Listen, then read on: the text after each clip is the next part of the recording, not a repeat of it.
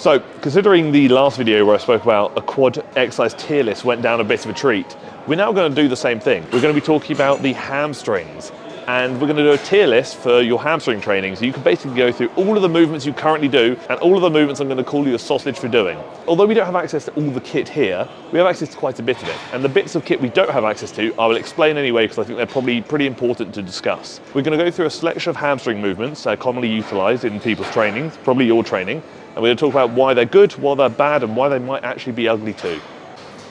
Oh, that hurt my elbow. Oh. First on the list. This actually wasn't meant to be first on the list, but everything else is busy because apparently people don't have jobs and they come to the gym in the middle of the day.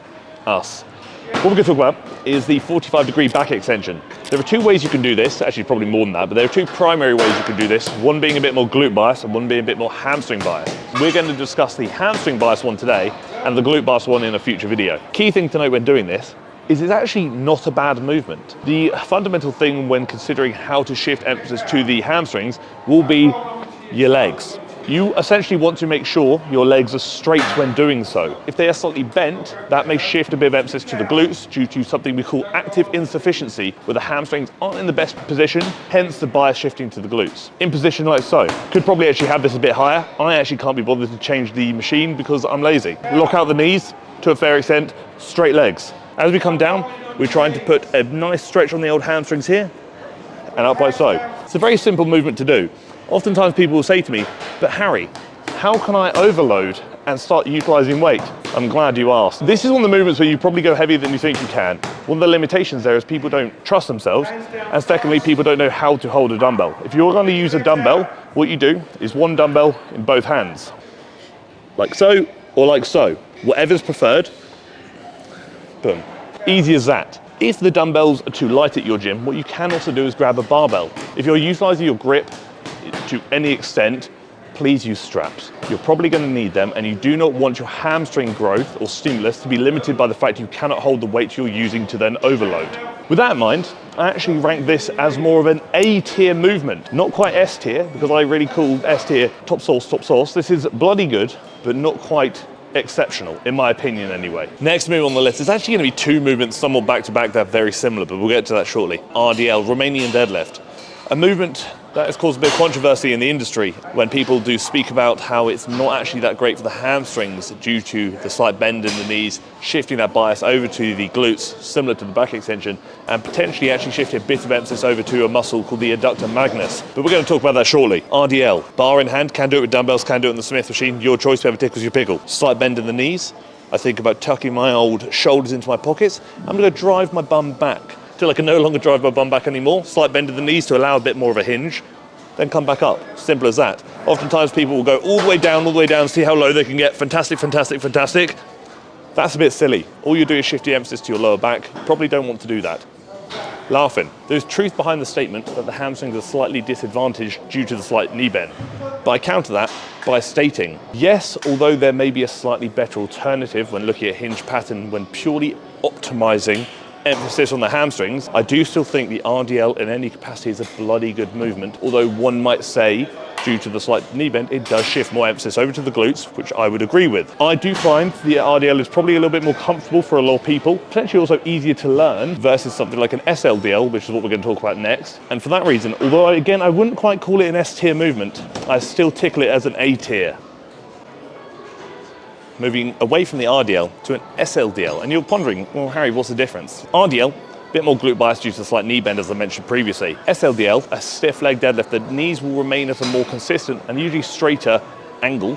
Therefore, a bit more emphasis comes away from the glutes and over to the hamstrings, like so.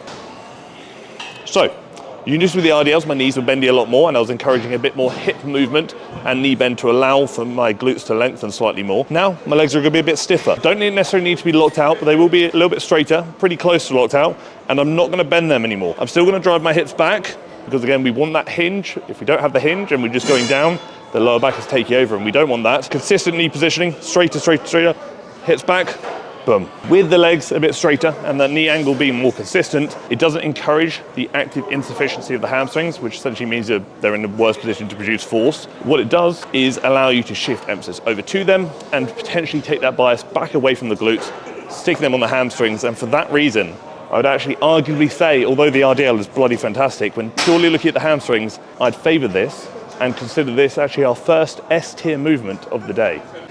Tell me when. A movement that is commonly seen around your gym being a lying hamstring curl. Curl. This movement essentially places a bit more emphasis towards a shortened range of the hamstrings, which is what we call a shortened position dominant movement, where essentially the majority of tension or peak tension is going to be closer to heel to the bum region versus when you're at full stretch. This is a bloody fantastic movement. Two things when looking at hamstring training or effective hamstring training is firstly going to be a hinge pattern, as we've seen throughout this video so far, and secondly a curl variation, hamstring curl variation. The reason why, the hamstring consists of three primary muscles, but wait, there's more. One of the muscles being the bicep femoris actually has two heads, a long head and a short head. I mentioned before in the quad video where the reason why we want to do a leg extension is because the rec fem is biarticular, which means it crosses at two joints.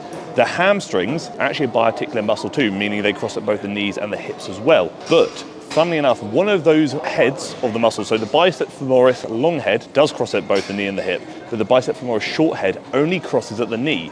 So similar to the rec fem, to ensure we are fully targeting all muscles of the hamstrings, we must do a knee flexion isolation movement, being a curl variation, which is why I say when you look at hamstring training, you want to get a movement that involves hip hinging, obviously biarticular muscle, boom, cross your hips, bang, bang, bang, hip hinge, sick. But you also want to get a movement that just focuses on knee flexion to then allow full emphasis to be placed on the short head of the bicep femoris, like I said, one of the muscles of hamstrings. Hence why we're doing something like this, although there are other alternatives I will show you later. And one thing people say to me when they're doing a leg curl variation, especially a line leg curl variation, is why do I feel my calves so much? Interesting point there. The first 15 or so degrees of knee flexion is actually going to be heavily recruiting the gastrocnemius, being one of the calf muscles. So what you can either do is deal with it, not the end of the world, or you could actually reduce range of motion slightly to take away from that first 15-degree portion to then keep a bit more emphasis on the hamstrings. It's not the end of the world. It just depends how much it may or may not be limiting you. I'm actually going to place this as an A-tier movement, but it's not quite S-tier because there is a curl variation I do prefer, which you're going to see shortly. I know you're thinking, Harry, why are you on the leg extension? That's a great question. We don't have a standing leg curl variation here, so I made a makeshift one out of the leg extension, which although is tolerable, probably wouldn't recommend unless you really needed to and didn't have any other curl variations. But I wanted to use it as an example, following from what I said about the lying leg curl. So the standing leg curl is basically the same as the lying leg curl. If you look at how your hips are positioned and how your body is positioned, standing versus lying, it is the same. You're here or you're here. This also is another shorter position dominant movement, which means they're very similar movements. And I probably would avoid putting them in the same session together because this tickles around exercise redundancy, which is targeting the same muscle in the same position, at the same resistance profile basically. So hamstring, shortened range, blah, blah, blah, blah. Same thing, no point doing both. Although this is very similar to the lying leg curl, I don't back it as an A-tier movement. I'm actually going to call it a B-tier movement where it's fine, but if I had the option between the two, I would favour the lying leg curl purely because when you are lying down, there's less stability demand. When you are standing, there's going to be a slightly higher chance of stability becoming a limiting factor, which can in turn prevent you from training to, if not close to failure. The good morning. We actually do it on the Smith machine purely for the sake of variety today.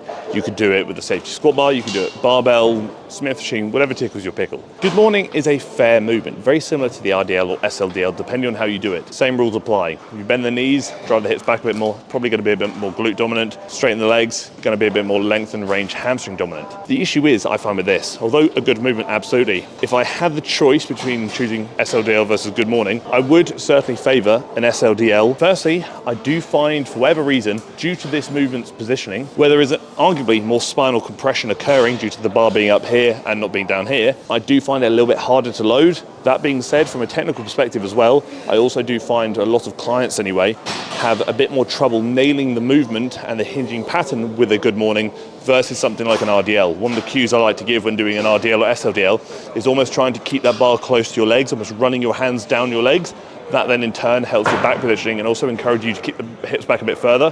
When you do not have that use of bar running down the legs, it is a bit harder to adopt or nail, I would say, the hinge pattern, which then in turn can limit the effectiveness of this movement. If I had to choose one or the other, I would probably still favour an SLDL. And for that reason, I would probably tickle this as a B-tier exercise.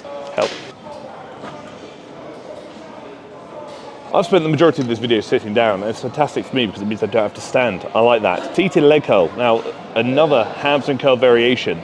All the points I mentioned throughout the line leg curl do still apply here, because again, the primary movement and only movement we're actually looking at here is going to be knee flexion, meaning the knees are bending. Bicep femoris, short head, remember that. Compared to the other two movements where they were shorter position dominant movements, this actually puts a bit more emphasis towards the length of position. So this is a length and position dominant movement. When you're in positioning, like so, obviously you'll feel a lot of tension in this stretch range. Very, very hard. Oh, very nice, very nice. If you want to place a bit more emphasis on that length and position, what you can do is lean forward like so, hold on to something, just like that.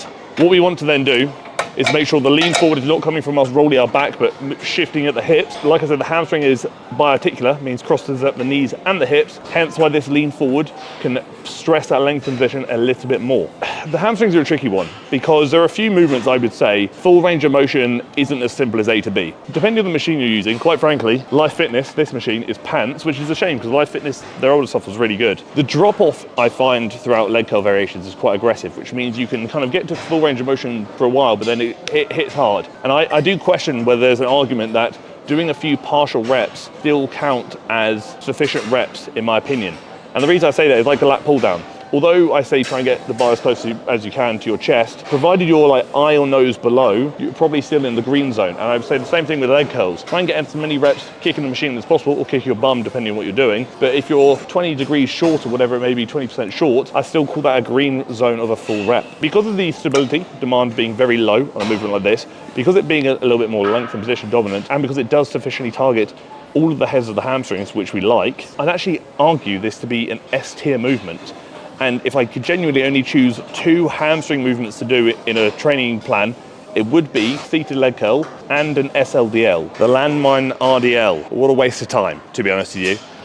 I see many an influencer do this on the social media machines, and quite frankly, I never really understood it. Yes, the movement pattern itself is relatively fine because you're adopting a similar hinge pattern to an SLDL or an RDL. That's great. It doesn't take a genius to identify a massive limiter here, which will in turn probably hold back your ability to push this to, if not close to failure, especially when considering the target musculature being the hamstrings. Grip. The end of the bar is bloody thick, as you can see, very thick bar. With that, you also can't really strap up sufficiently during these movements, which means I don't care how strong your grip is, your grip will probably never be as strong as your ability to hinge some heavy weight, which is why I would always recommend strapping up if your grip is ever involved to any extent. And because you can't do that on this movement, and because the end of the bar is very smooth with no knurling, you are going to be slip and sliding all over the place like it's summer holidays. And we don't want that. I'd actually slap this movement in the D tier for deviously devastating. It's crap, basically.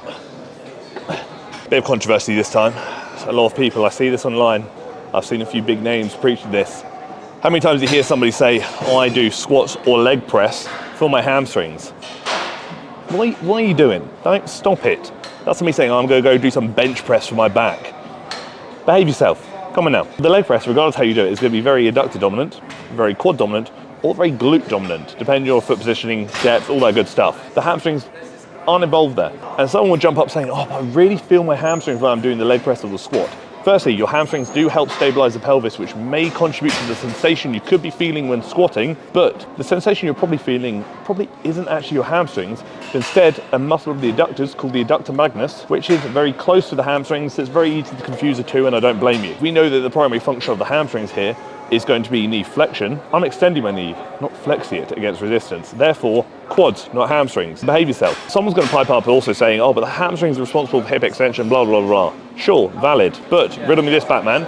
When you are extending at the hips, you are shortening the hamstrings, but when you're extending at the knee, you are lengthening the hamstrings. To do a leg press, you're going to be shortening your hamstrings on one end, lengthening at the other, which means their respective length is not changing. Similar to a rep frame during a squat, because its respective length doesn't change, it doesn't experience adequate stimulus for growth, which is why, or one of the reasons why, the hamstrings are not going to be heavily utilized or effectively utilized when doing a leg press squat pattern, because again, when you're extending both ends, you are not changing their respective length, hence limiting potential stimulus for growth. Quite frankly, the leg press for your hamstrings is, again, another D tier movement. D for dead. Basically, that's actually the video. Yes, before you say it, there are many other hamstring movements that I could have included, but quite frankly, you don't want to watch this video for 45 minutes, and if you do, then you're lying to me, but I appreciate the attempt. Like with all my videos, this is just my opinion. Just because I've labeled these movements as my preference, or maybe not my preference, doesn't mean it has to be yours, and that's absolutely fine.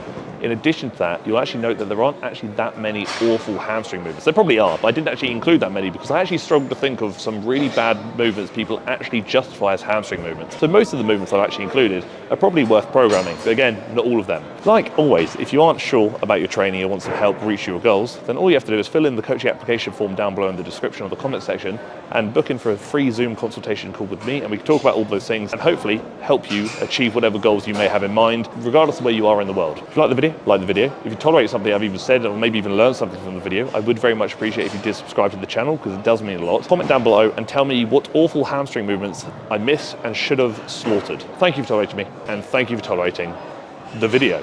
Help!